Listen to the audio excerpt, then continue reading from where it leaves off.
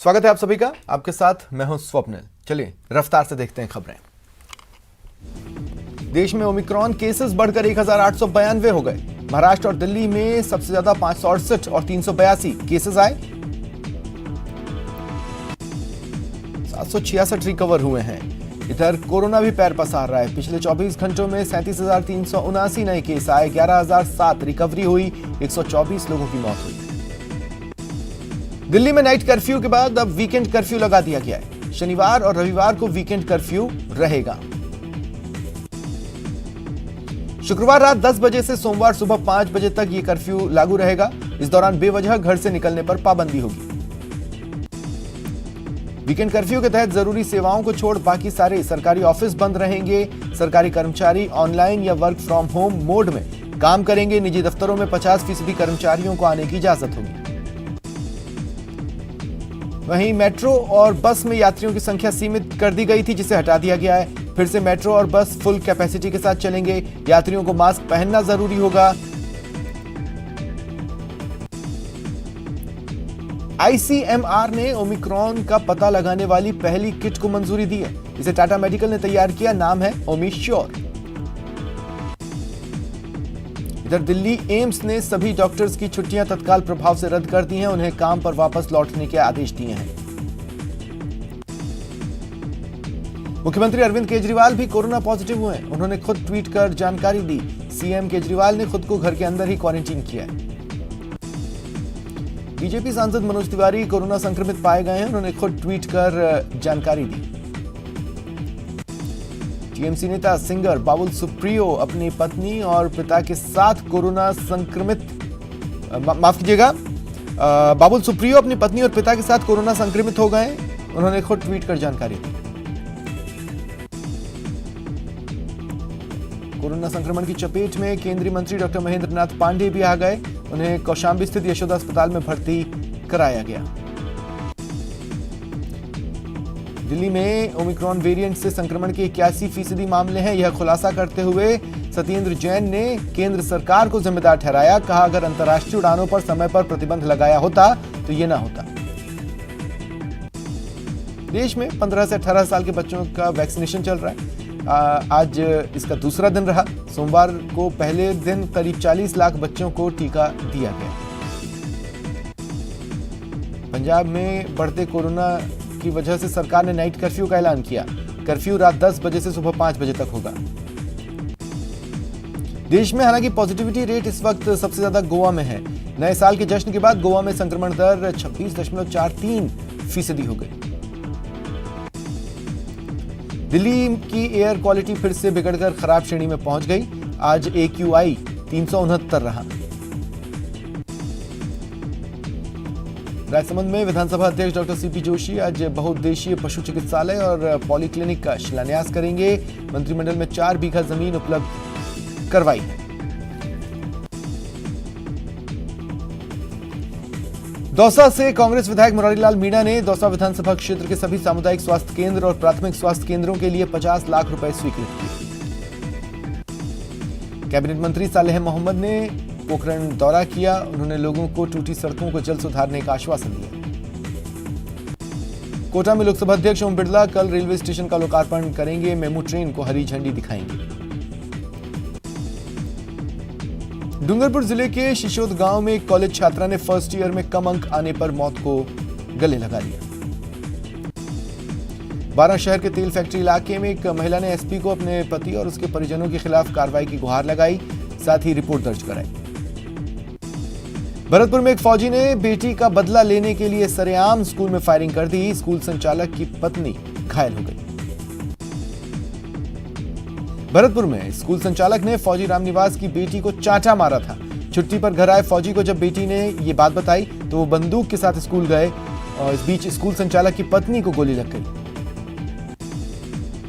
कोटा के उद्योग नगर थाने में एक युवक के साथ मारपीट और जाति सूचक शब्दों से अपमानित करने के मामले में भीम आर्मी और आजाद समाज के कार्यकर्ताओं ने एसपी को ज्ञापन सौंपा। भरतपुर जिले के कामा थाना क्षेत्र में विवाहिता के साथ हथियार के बल पर दुष्कर्म का मामला आया। पीड़ित ने मामला दर्ज कराया। धौलपुर के कौलारी थाना क्षेत्र में दिन दहाड़े बाइक सवार 2 बदमाशों ने एक सराफा व्यवसायी के साथ कट्टे की नोक पर लूट की वारदात को अंजाम दिया। दौसा के सामुदायिक स्वास्थ्य केंद्र सिकराय में कर्मचारियों के साथ मारपीट का मामला आया। कुछ बदमाश प्रवृत्ति के लोग अस्पताल पहुंचे, दवा वितरण केंद्र से नशे की दवाएं लेकर जाने लगे। जब फार्मासिस्ट ने रोका तो उन्होंने मारपीट की। बीकानेर में दुकान विवाद को लेकर सरे रहा फायरिंग से अचानक हड़कंप मचा। मामला सोहन कोठी के पास रेस्टोरेंट विवाद को बताया गया है। स्थानीय लोगों के सड़क जाम करने के बाद पुलिस हरकत में है। एनडीपीएस मामले में गिरफ्तार आरोपी पुलिस गिरफ्त से फरार हो गया। पुलिस टीम मेडिकल करवाने के लिए उसे लेकर आई थी, जहां से आरोपी कांस्टेबल को धक्का दे हाथ छुड़ाकर भाग गया। अलवर कोतवाली पुलिस ने छुरा लेकर घूमते एक बदमाश को गिरफ्तार किया। पुलिस ने बताया, मुखबिर ने सूचना दी कि एक व्यक्ति जेल चौराया के पास छुरा लेकर खड़ा है। प्रतापगढ़ की छोटी सादड़ी पुलिस ने ड्रग्स सप्लाई करने वाले एक आरोपी को गिरफ्तार किया। वो 2 महीने से फरार था। अजमेर में 24 नवंबर की रात हथियारबंद बदमाशों की ओर से मार्बल कारोबारी के घर की गई डकैती की वारदात का खुलासा करते हुए पुलिस ने 1 लाख की नकदी और 240 ग्राम सोना भी बरामद किया। बूंदी की दबलाना थाना पुलिस ने अवैध ड्रग्स तस्करी के आरोपी कार सवार 2 आरोपियों को गिरफ्तार किया। 6 ग्राम स्मैक और नकदी बरामद। दौसा में अतिक्रमण हटाने के दौरान एक महिला ने खुद के ऊपर पेट्रोल डालकर आत्मदाह की कोशिश की। पुलिस के जवानों ने उसे बचाया। बाड़मेर में दर्ज प्रकरण में फरार आरोपियों को गिरफ्तार करने और जेल में बंद अपराधियों की ओर से लगातार जान से मारने की धमकी मिलने के बाद लोगों ने कानूनी कार्रवाई की मांग की। पाली के औद्योगिक थाना क्षेत्र के सरदार समंद रोड इलाके में जमीन विवाद में आधा दर्जन से ज्यादा हिस्ट्री शीटर बदमाशों ने एक महिला पर हमला किया। 3 लोग घायल हुए। उदयपुर के अंबागढ़ इलाके में रहने वाले राहुल माखीजा को पुलिस ने किडनैपर्स के चंगुल से छुड़ाने में सफलता हासिल की। प्रतापगढ़ के अरनोद कस्बे में चोरों ने 2 दिनों में 7 जगह ताले तोड़े, हजारों की नकदी समेत जेवरात पर हाथ साफ किए। बांसवाड़ा में जहरीला पदार्थ पीने के बाद 11वीं के स्टूडेंट की जान चली। भरतपुर में आगरा जयपुर नेशनल हाईवे पर बेकाबू होकर एक कंटेनर पेड़ से टकरा गया। ड्राइवर और खलासी की मौत हो गई। टोंक के सरोली गांव में एक बेकाबू ट्रैक्टर ने सरपंच पति की कार को टक्कर मार दी। ग्रामीण इकट्ठा हुए, ट्रैक्टर को घेरकर पुलिस को सूचना दी। पुलिस ने केस दर्ज किया। डूंगरपुर जिले के शिशोक गांव में एक बाइक ने छात्र को टक्कर मार दी। उसकी मौके पर ही मौत हो गई। पुलिस ने बाइक जब्त की। राजसमंद जिले के भीम थाना क्षेत्र में NH 8 पर एक वाहन ने बाइक को अपनी चपेट में ले लिया। बाइक सवार की मौत हो गई।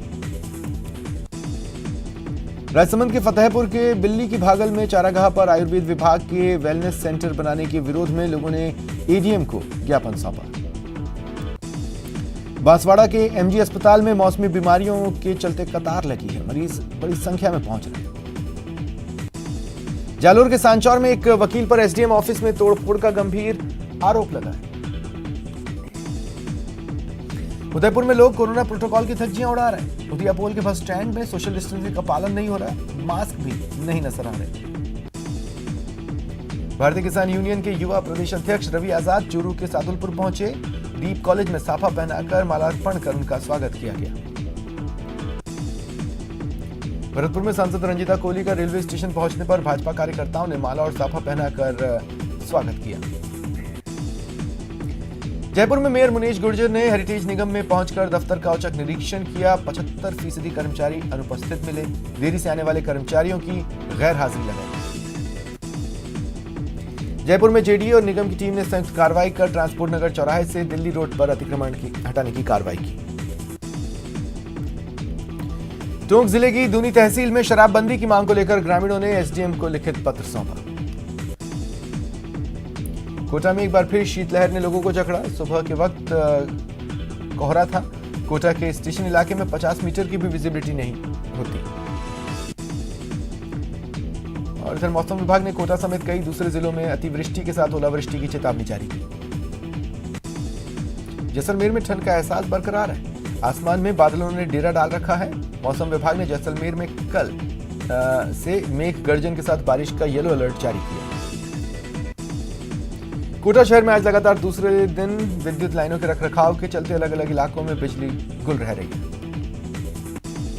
कोटपुतली के फुलेरा में ट्रेन के ठहराव समेत विभिन्न मांगों को लेकर हिरनौदा रेलवे स्टेशन पर यात्री धरने पर बैठ गए। कोटा के सबसे बड़े मातृ शिशु जेके लोन अस्पताल प्रशासन अलर्ट है। आने वाले तमाम बच्चों के लिए मास्क पहनकर आने के साथ सैनिटाइज करना अनिवार्य किया गया है। शिशु रोग विशेषज्ञ डॉक्टर गोपी किशन शर्मा लगातार अस्पताल में आने वाले बच्चों और उनके परिजनों को कोरोना से बचने के प्रति जागरूक कर रहे हैं।